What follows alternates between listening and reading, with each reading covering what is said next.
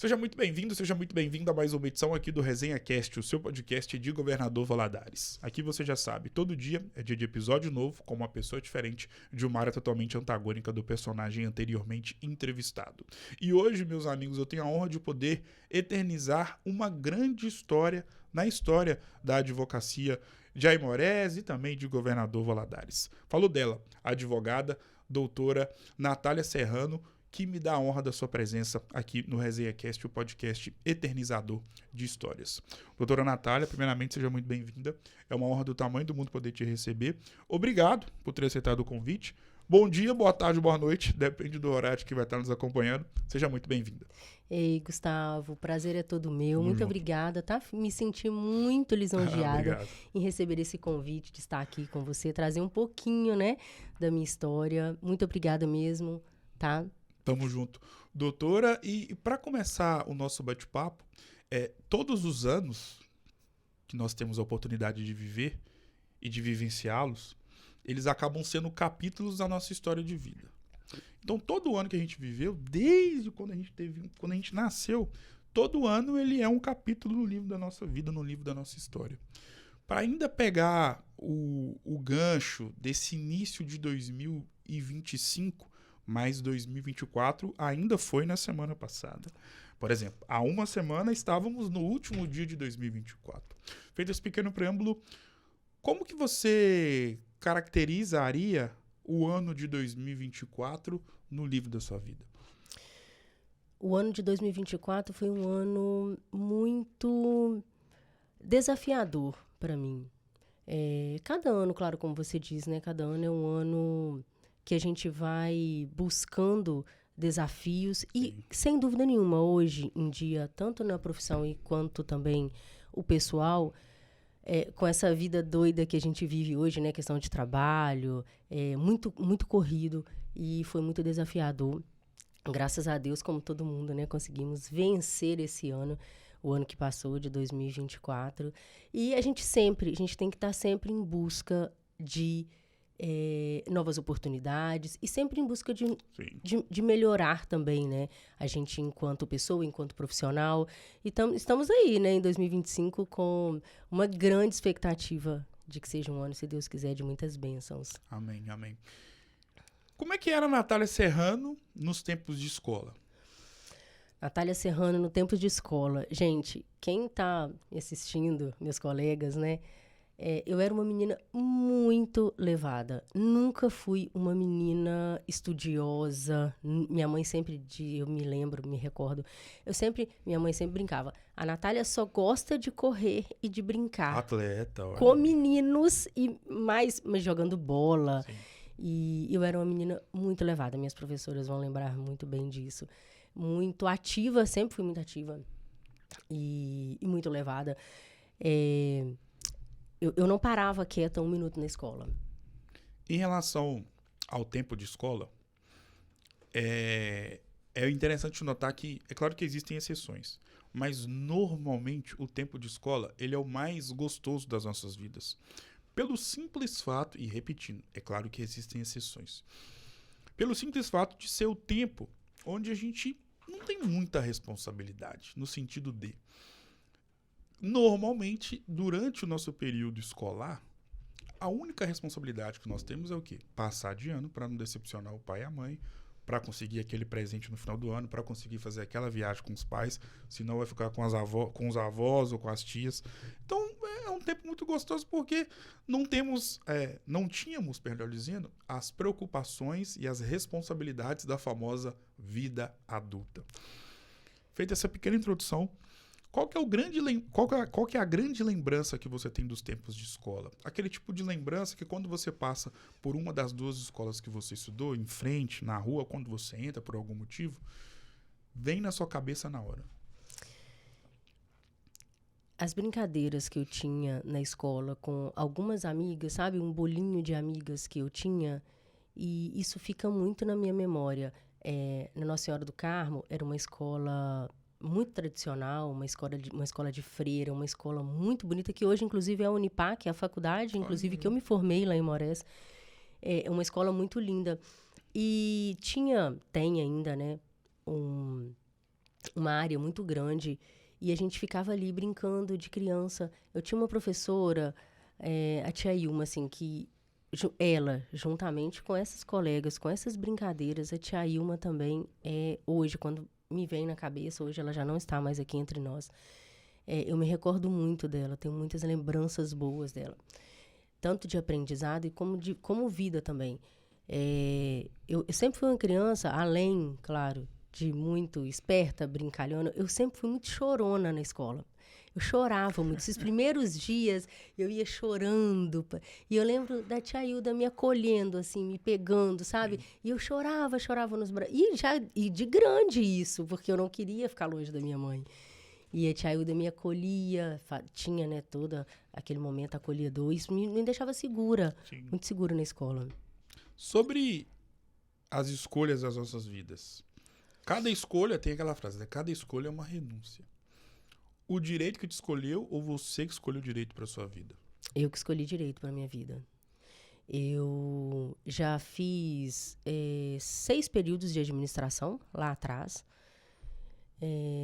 Não conseguia me encontrar na administração e sempre tentei buscar, né, alguma profissão que de fato me chamasse a atenção. E eu escolhi direito por diversos... eu acho que o direito hoje, né, não só hoje, mas antigamente também, mas o direito, ele traz grandes oportunidades de você conhecer muitas vidas, né? De você, de fato, estar com muitas histórias e poder ajudar muitas vidas.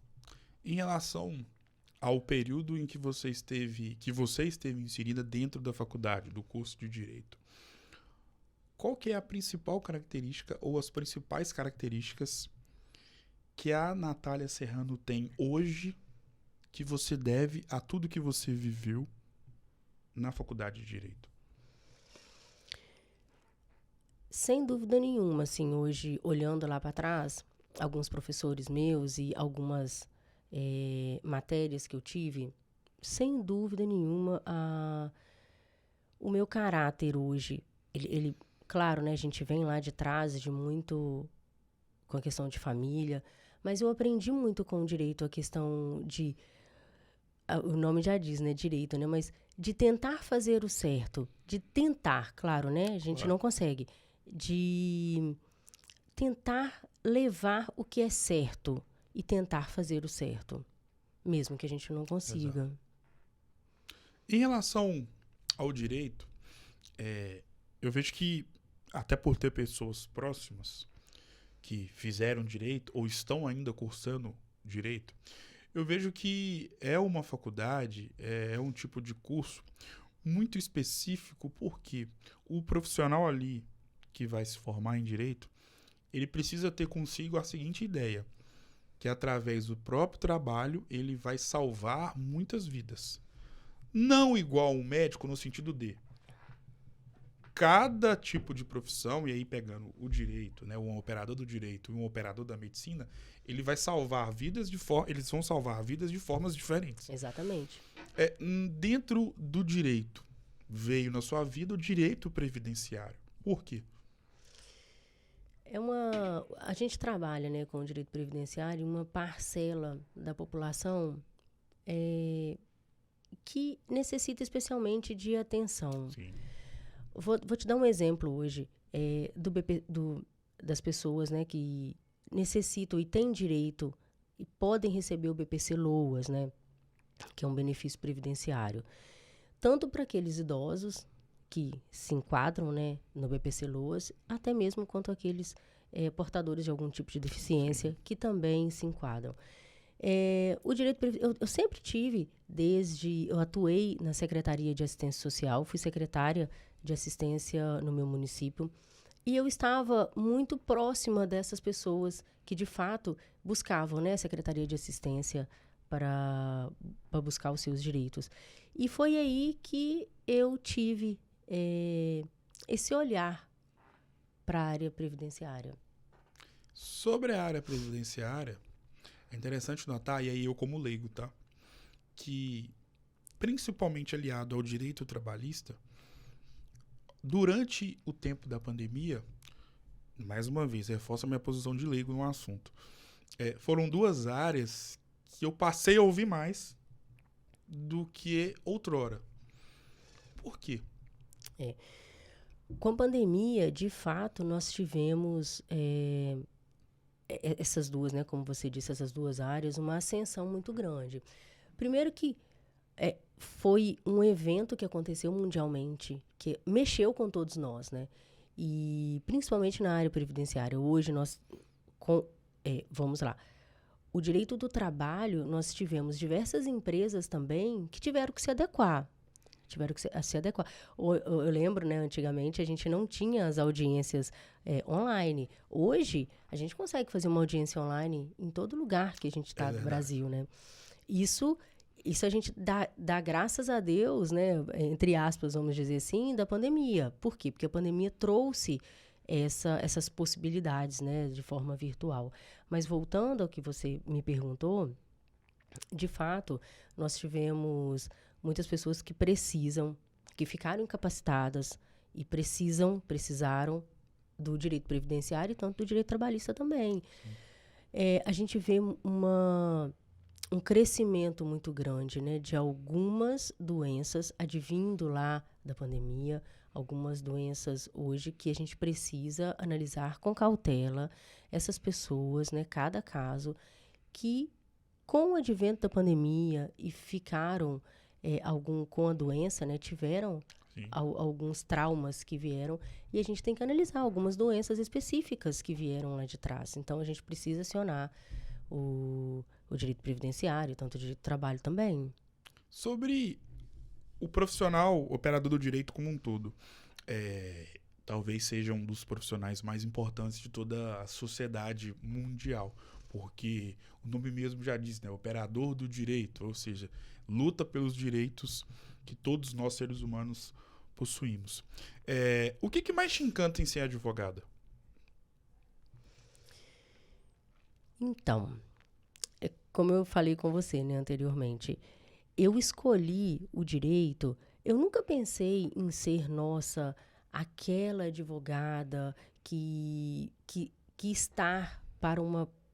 Na verdade, eu sempre sonhei em ser uma advogada que está para uma pequena parte da população, que é essa população mesmo, uma população que, de fato, precisa de mais atenção, que precisa... uma parte da população muito carente, que precisa mesmo que a gente leve alguns serviços, né? A gente leve esse acesso aos serviços para elas. E foi isso.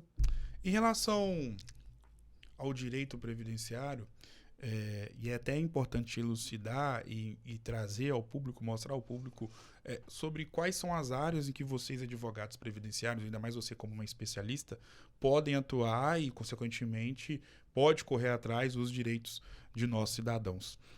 Hoje em dia, claro que nós estamos indo no início de 2025, então vamos pegar o início de 2025, mas atualmente, os últimos 2, 3 anos, quais são os tipos de processos, ou, melhor dizendo, quais são os tipos de problemas que as pessoas estão procurando mais os advogados especialistas, principalmente em direito previdenciário, que mais estão em voga? Quais são os tipos de processo que mais estão acontecendo dentro da vida de uma advogada previdenciarista?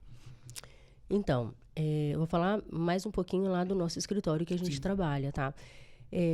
Com essa ascensão toda, a gente vê que nós temos muitas doenças incapacitantes, né, advindas do trabalho. Sim.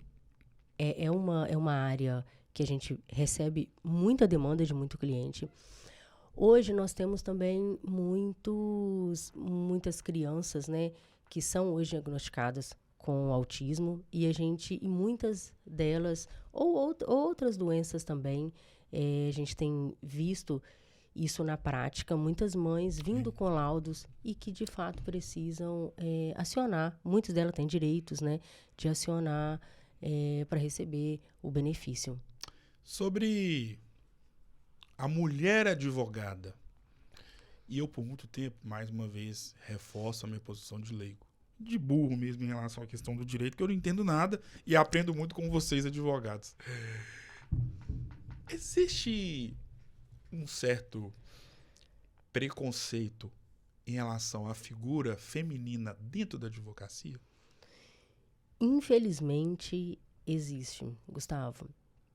A gente vê hoje, quando a gente adentra em um fórum de alguma comarca, a gente vê que a maioria dos advogados que estão ali são homens, né? São homens. Nós estamos inseridos em um ambiente que por muito tempo, né, vários ambientes, mais um deles, né, na área do direito, somos nós, operadores do direito, que antigamente era uma profissão voltada, que praticamente era o homem, né, que tinha, que era o advogado.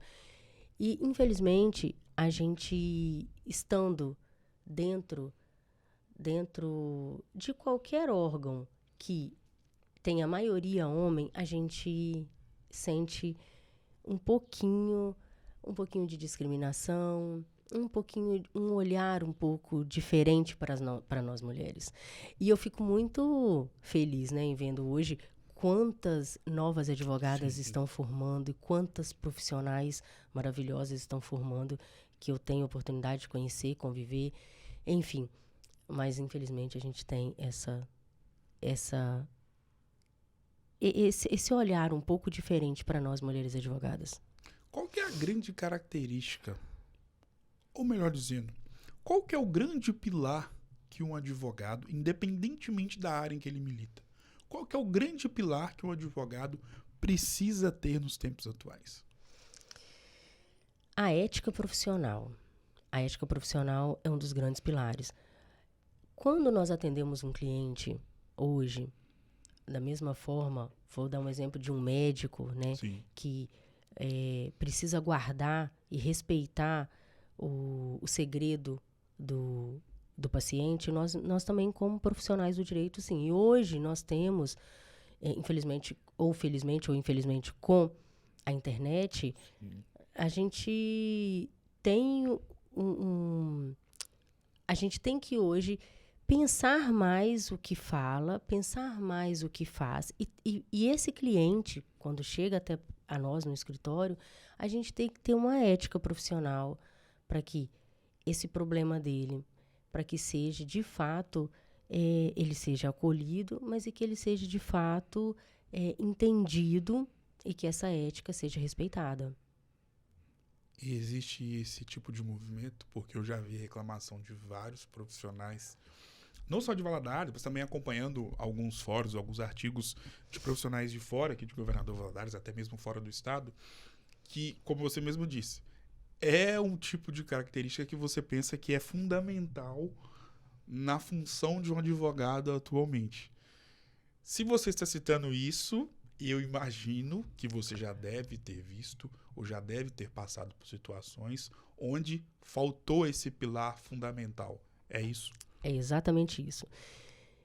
E muitas vezes falta por parte também, claro, né, do outro colega. Né?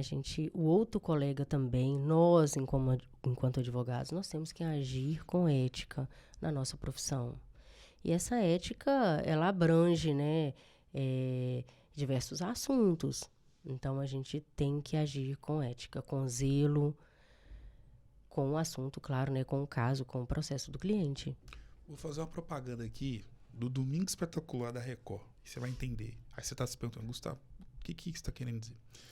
Eu vi uma matéria, que passou agora no último domingo, onde mostra um juiz vendendo sentença. E a gente sabe que no Brasil, principalmente, isso é muito comum, infelizmente. Como é que é para você, uma advogada, ver um juiz vendendo sentença? É frustrante, né? É frustrante. Porque eu já vi também diversas reportagens, eu vi essa reportagem que você está falando.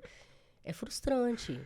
Por quê? Quando você peticiona ao juiz e você pega aquela causa do seu cliente e você, primeiro, fazendo uma análise do processo dele, a gente já dá um norte para o cliente. Olha, claro que a gente não sabe, cabeça de juiz, é só ele que vai entender o caso concreto, né? Vai analisar.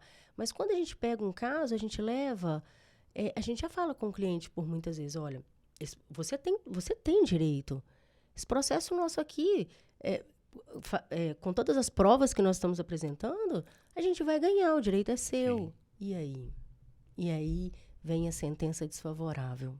Como que você vai falar para o cliente? E o cliente fala, mas doutor, e a gente não consegue. A gente não. Claro, né? Em muitos casos a gente recorre, vai para a segunda instância, vai para a terceira instância. Mas é frustrante a gente ver isso acontecer no nosso país. Muito. Acerca da advocacia, estamos aí, né? Como eu disse, né? 2024 acabou agora há pouco. Há uma semana estávamos no último dia de 2024. Ou seja, final de ano, vários novos profissionais do direito entram no mercado de trabalho. E não sei se é o caso do seu escritório de ter algum estagiário, ou se você, não só dentro do seu escritório, convive com alguns profissionais que acabaram de sair da faculdade e adentraram no mercado de trabalho. Não sei se isso já aconteceu, se isso acontece, mas pela experiência que você tem e por toda a bagagem que você adquiriu ao longo de toda a sua trajetória e história no direito, você tem propriedade para poder falar sobre o seguinte assunto. Pelo que você observa nos novos profissionais do direito, independentemente da área em que eles atuem, o que mais tem faltado? Que você, com a experiência que você tem, com a propriedade que você tem de profissão e de história na advocacia, olha, observa e pensa consigo mesmo. Tá faltando isso. Talvez essa nova geração, podemos dizer assim, poderia ter tal coisa. Tem esse tipo de reflexão? Você já teve esse tipo de reflexão? Então, Gustavo, tenho sim. A gente vê com essa nova geração, né? Hoje a internet está muito fácil para todo mundo. E a gente tem hoje, né, na tela do nosso celular, muitos atrativos para que a gente nos percamos, né, durante o dia. E o profissional, eu falo especialmente dos jovens hoje, né? O celular, a internet, o Instagram, as redes sociais, eles estão tomando conta do profissional. Tem muito profissional muito bom no mercado, mas também muitos jovens que estão formando que tem que se dedicar mais, tem que estudar mais, tem que ler mais, sair um pouquinho das redes sociais. Porque não adianta, todos os dias nós temos aí legislações novas que mudam. Sim. De quando, às vezes a gente lê uma matéria, ou eu pego o jornal e eu vou ler, eu falo que não é minha área, muitas vezes, né? O direito penal não é minha área. Eu falo, nossa, mas quando eu estudei, não era assim. Hoje, todo dia nós temos legislação nova. Sim. Então, a gente tem que estudar todo dia. E falta tempo. Por quê? Às vezes, hoje, né? Com esses novos profissionais, com os jovens, principalmente. Por quê? Porque os jovens estão muito tempo nas telas. Muito tempo, perdendo muito tempo nas redes sociais. Tem que ter mais seriedade, mais compromisso e mais estudo. A gente tem que tirar todos os dias, pelo menos 1 horinha por dia para a gente estudar, para a gente se atualizar. O advogado, como todas as outras áreas, né? Mas o advogado também, todo dia, não é? Olha, eu passei na OAB, a gente vê hoje jovens, não, olha, eu passei na OAB, já fiz a minha parte. Não. Quem dera só isso. Não, você, né? Eu sei porque eu tenho vários jovens, conheço muitos jovens aí que estão se formando. Olha, eu passei na OAB. Não, tem que estudar muito ainda. Brigar é da vida. Por mais que seja algo errado, muito bélico na vida de qualquer pessoa, independentemente da seara, seja uma discussão por futebol, por política, enfim, é da vida. A gente sabe que acontece. Não é certo, mas a gente sabe que é algo comum, correto? Se separar também acontece na vida amorosa, no nível de amizade, também nas relações profissionais. E uma ação que eu vejo que é muito comum dentro da advocacia são as sociedades dentro de um mesmo escritório. E graças a Deus, você tem uma sociedade muito bem trabalhada e de sucesso. Até pelo fato de ser algo muito interessante, que normalmente a gente vê alguma sociedade na advocacia, nos escritórios, com 2 pessoas. Lá são 3 pessoas. Somos 3. Ou seja, para ter todo esse período que vocês têm juntas, é realmente um trabalho muito bem sucedido sobre tudo aquilo que a gente vê relacionado às sociedades espalhadas por aí. Voltando nos pilares, qual que é o pilar de uma boa sociedade dentro de um escritório de advocacia? Ou quais são os pilares? Respeitar a individualidade de cada uma. Lá no nosso escritório, né, nós somos 3 sócias, doutora Camila, doutora Daniela, que são, além de sócias, né, grandes amigas minhas. Nós somos muito unidas. A gente, olha, eu posso falar aqui, Gustavo, recordando aqui, né, na memória, as meninas estão me ouvindo e sabem muito bem disso. A gente, desde 2021, é a nossa sociedade. A gente não teve uma briga. Falar, brigamos, não. Nós temos pautas que nós temos que sentar e nós temos que conversar.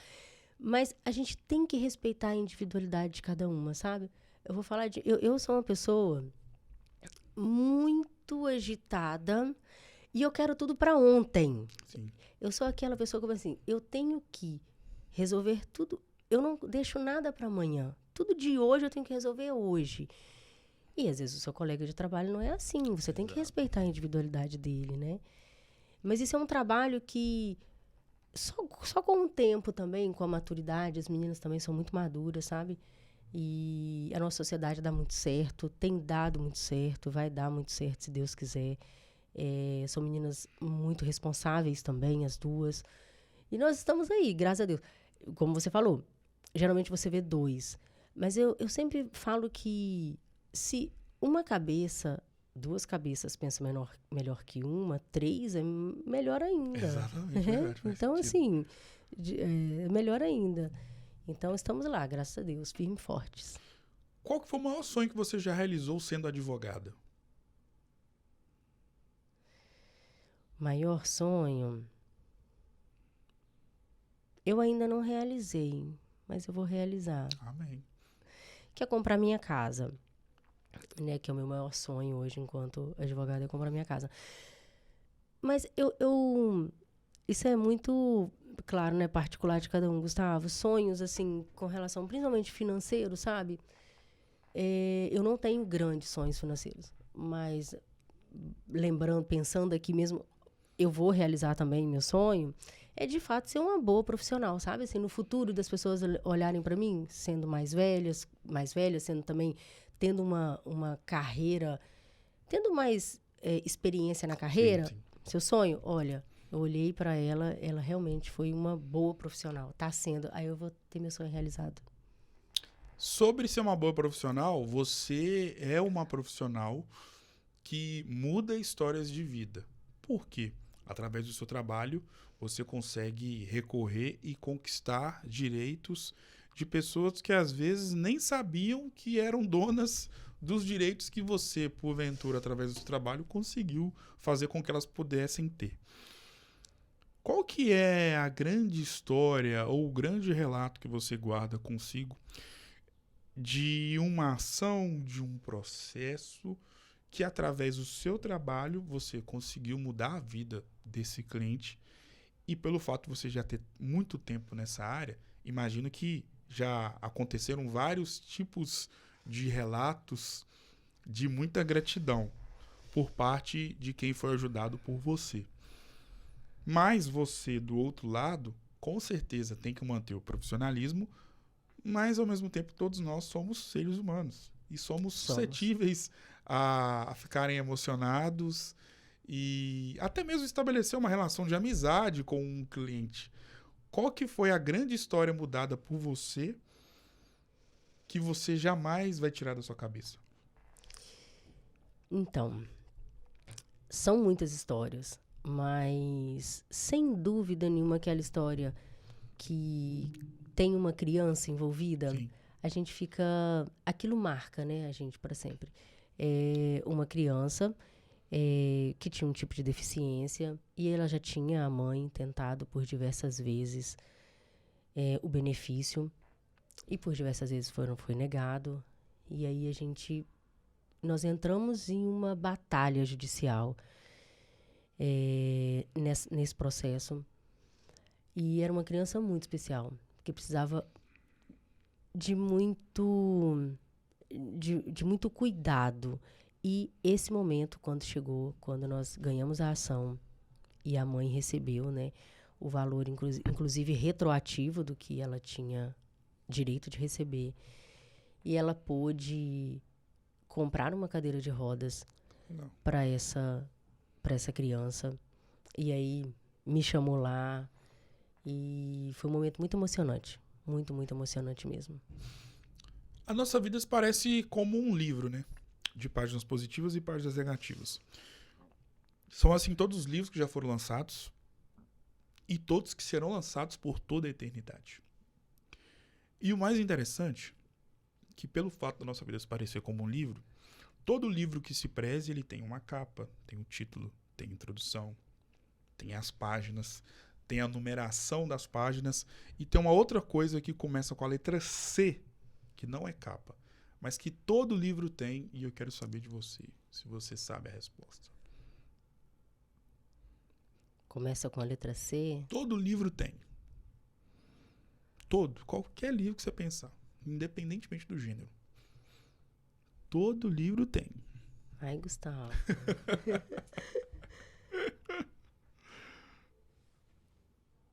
Não sei. Capítulos. Capítulos, sim, sim. Todo livro tem capítulos, independentemente do gênero. E olha que legal, lembra que eu te falei anteriormente que a nossa vida se parece como um livro? Nós, enquanto seres humanos, temos inúmeros capítulos na nossa vida. Capítulos positivos e capítulos negativos. E o mais interessante é que você tem duas versões. A Natália, mulher, filha, para sempre mãe, e a Natália, advogada.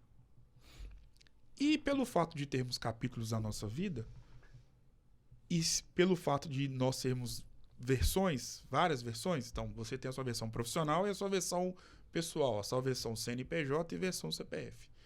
Quando você conseguiu abrir o seu escritório, juntamente com as meninas, deve ter sido um capítulo muito importante na sua vida profissional. Muito. A primeira causa ganha, imagino. Muito. Foi um capítulo que você jamais vai se esquecer.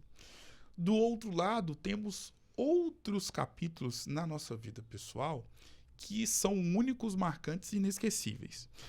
E olha que loucura. Tanto na vida profissional e na vida pessoal, esses capítulos, eles podem ser formados, melhor dizendo, por pessoas, por dias, por um ano muito específico ou por uma data. No livro da sua vida, qual que é o poder e o que significa para a Natália Serrano, mulher, 21 de junho de 2016? Então, Gustavo, essa data é o divisor de águas da minha vida, né? Não tem como... não tem como eu separar esse momento. Do dia 21 de junho de 2016 para cá, eu sou outra Natália.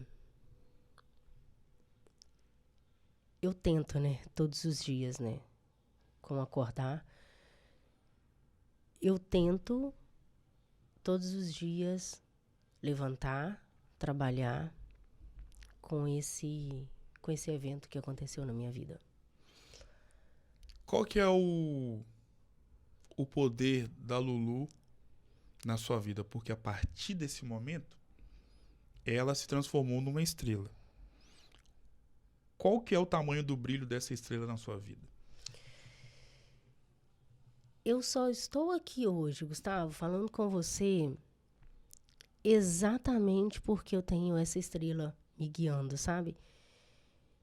Por diversas vezes, com certeza, se tiver alguma mãe que passou por isso e que está me ouvindo falar agora, com certeza ela também já pensou em desistir por diversas vezes. Para eu estar aqui hoje, agora, conversando com você, eu tive que me reinventar, me refazer por diversas vezes. E muitas delas, Gustavo, não foram momentos fáceis, claro, momentos muito difíceis. Dia 21 de junho de 2016, eu sempre tinha isso na minha mente, lá no hospital, que eu não ia conseguir seguir. Mas é através dessa estrela. Tudo que eu faço hoje, enquanto profissional e pessoal, eu sempre levo isso comigo, eu preciso ser melhor. Eu tento ser melhor por ela. Por ela.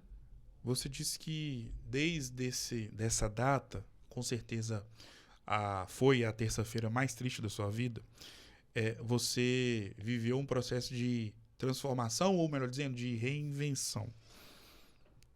E você mesma disse, né? Para você estar aqui hoje, não aqui especificamente no podcast hoje, mas para você ser o que você é hoje, mesmo depois de ter passado por tudo isso que você passou, foi necessário essa reconstrução na história da Natália Serrano.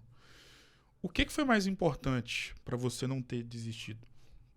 Porque você teria todos os motivos do mundo para desistir, no sentido de a dor de perder uma filha, da forma que foi, é uma dor que só quem de fato passou sabe o que você passou. Logo te pergunto, o que foi mais importante para você não desistir e estar aqui hoje?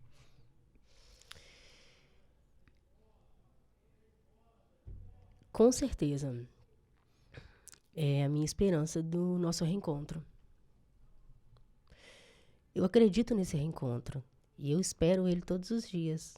Se eu desistir, eu não vou ter esse reencontro. É o que eu acredito. Sim. E a gente tem que acordar de manhã, todos os dias, e focar nisso. Focar em algo que você acredita. Porque se você não focar em algo que você acredita de verdade, do seu coração, você se perde.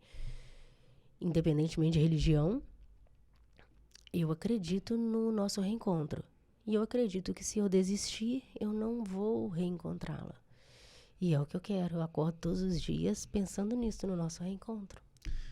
Se ao invés desta pessoa que vos fala agora estivesse no meu lugar, a Lulu, do seu lado aqui agora, o que você falaria para ela? Eu falaria o que eu falei para ela da última vez, no último respiro dela, que eu te amo com todas as minhas forças do mundo. E foi assim que ela se foi. A última frase que ela ouviu, a última palavra que ela ouviu foi isso: eu te amo. Porque ela estava com um problema respiratório e exatamente eles iam entubá-la. Aí veio o enfermeiro, a gente estava na UTI, e esse enfermeiro disse: mamãe, ela está com muita dificuldade de respirar. Então a gente tentou esperar até agora. Se a gente não entubar, vai ser mais difícil para ela vai sofrer muito, porque ela estava com um problema com muita dificuldade para respirar. Então você despede dela, que o tio, e ela amava esse tio, enfermeiro, que o tio vai cuidar dela. Aí eu abracei e disse, bem olhando nos olhos dela: eu te amo com toda a minha força do mundo. É isso que eu falaria para ela agora. Além desse capítulo muito marcante na sua vida, você tem outros 2 capítulos que são fundamentais para a sua existência aqui na Terra. E até que parece que se complementam, né? Até pelo nome. Beth e Betinho. Qual que é o impacto desses 2 nomes na sua vida? Então, Gustavo, é assim. Quando a gente tem filho, quem é mãe sabe que a pessoa que você mais ama no mundo são seus filhos, depois que você tem eles. Sim. E quando você não tem filhos, você é sempre a pessoa quem eu mais amo no mundo é meu pai e minha mãe. Mas não porque eles são meus pais, mas sim pela força e pelo companheirismo. Minha mãe, especialmente, quando nós fomos para o hospital, em Colatina, Lulu com uma dor muito forte na barriga, foi assim que a gente descobriu, ela estava bem, perfeita, andando, brincando, deu uma dor na barriga, fomos para o hospital. Em 24 horas a médica falou, vocês estão sendo transferidas para Vitória. E minha mãe estava comigo. E minha mãe não hesitou em nenhum momento. Minha mãe largou a vida dela, largou a casa dela e morou comigo em Vitória 1 ano e meio dentro desse quadrado, em um quarto de hospital onde nós moramos. E ela abdicou a vida dela toda. E ela... Hoje, quem cuida de mim são meus pais, né? É a única coisa que eu tenho. Sim. São os dois. Eu tô aqui hoje também por eles, pela força deles. Minha mãe sempre me dizia, você não pode desistir, levanta a cabeça. Eu lá, xoxa capenga, levanta a cabeça, você não pode desistir. E é por isso que eu tô aqui.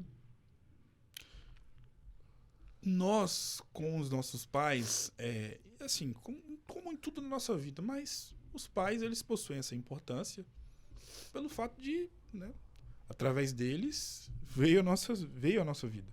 Através do Betinho e da Beth veio a Natália Serrano. E por isso que as lembranças que nós temos com os nossos pais, elas são únicas e marcantes, porque nenhuma outra lembrança com nenhuma outra pessoa vai ser igual à lembrança que nós temos ou às lembranças que nós temos e guardamos consigo com os nossos pais. Qual que é a grande lembrança que você tem com o seu pai e com sua mãe?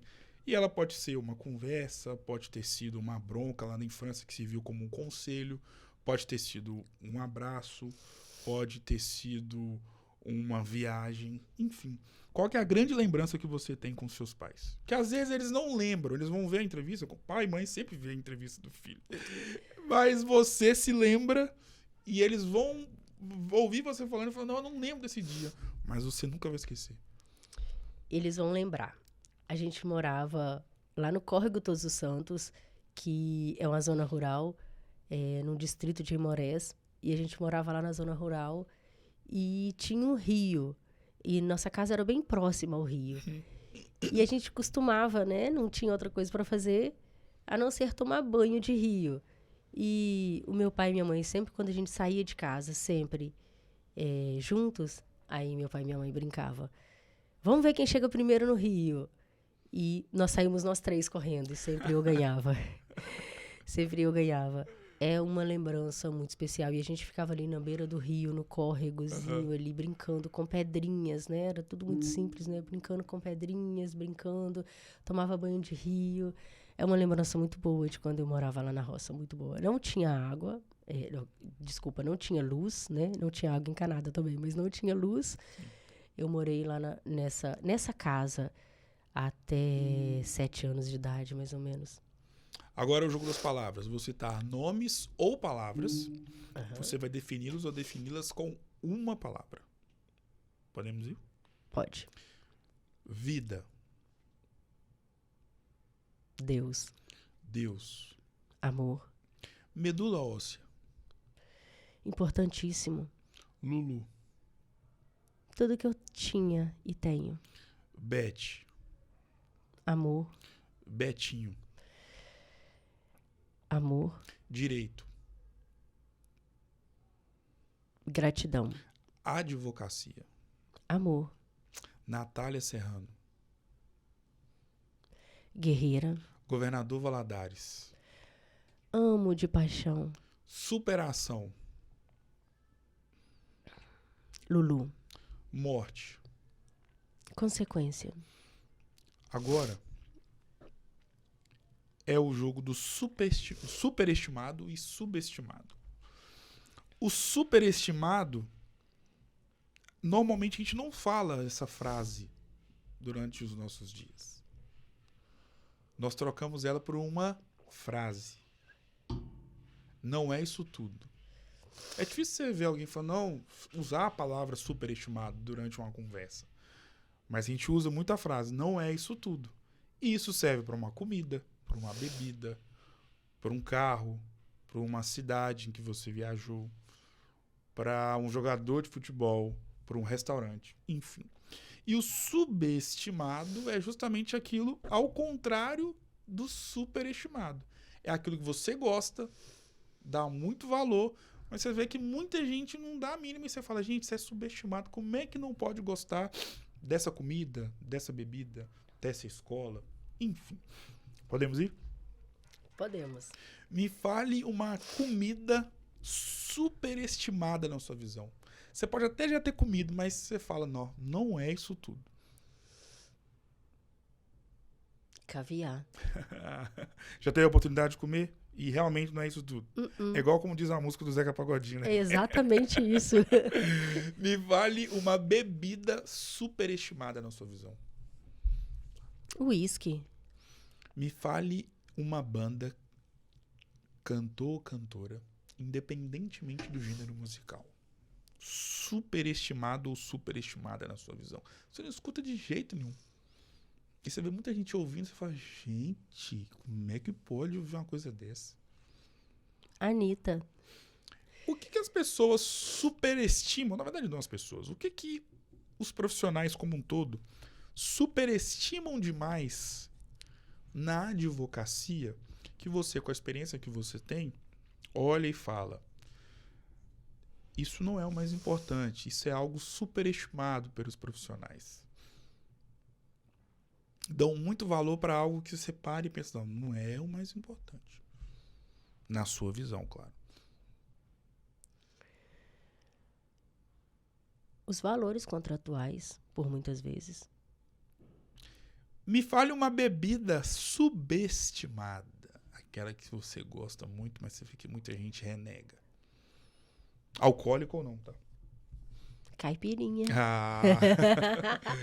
Me fale uma comida subestimada, aquela que a dona Beth faz, que você faz questão de comer a comida que a sua mãe fez, mas você conhece muita gente que não gosta, aí você fala, gente, como é que não pode gostar de tal coisa? Angu com quiabo. Me fale uma banda, cantor ou cantora, independentemente do gênero musical, subestimado ou subestimada. Ou que você acha que deve... Às vezes é reconhecido, mas você acha que deveria ser mais reconhecido, mais valorizado.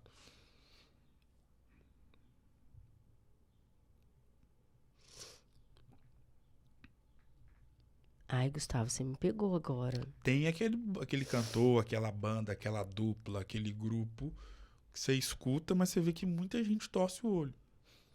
Eu gosto muito, muita gente não ouve, mas Kleber e Cauã. Olha, tem aquela música Mas- Sonho, maravilhosa. Sim, amo. Gosto muito. O que as pessoas subestimam na advocacia? Não dão a devida importância.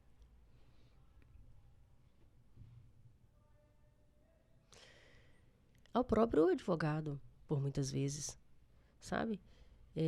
A gente vê que... Não são todos, claro, né?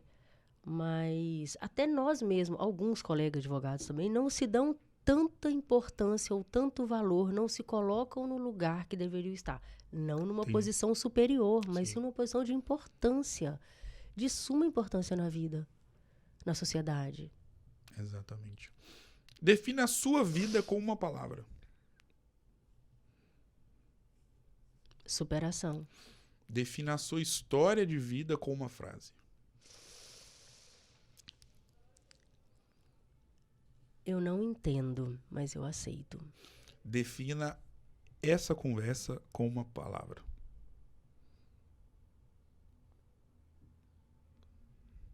A nossa? Gratidão. Obrigada por me receber. Foi uma honra do tamanho do mundo poder te receber e fico muito feliz que aqui nós falamos tanto de livro, capítulos, que no livro da minha vida profissional, principalmente com um podcast que vai fazer 2 anos agora, dia 16 de fevereiro, tive a honra de poder eternizar a sua magnífica e grandiosíssima história, né? Regada a muita superação, amor, reconstrução, zelo e carinho. E isso tudo, todas essas palavras só engrandecem a sua figura como mulher, como filha, como mãe, que você sempre será, e também, claro, como uma exímia advogada. Obrigado mais uma vez, sucesso, e claro que as portas estão abertas para você poder voltar mais vezes. Muito obrigado.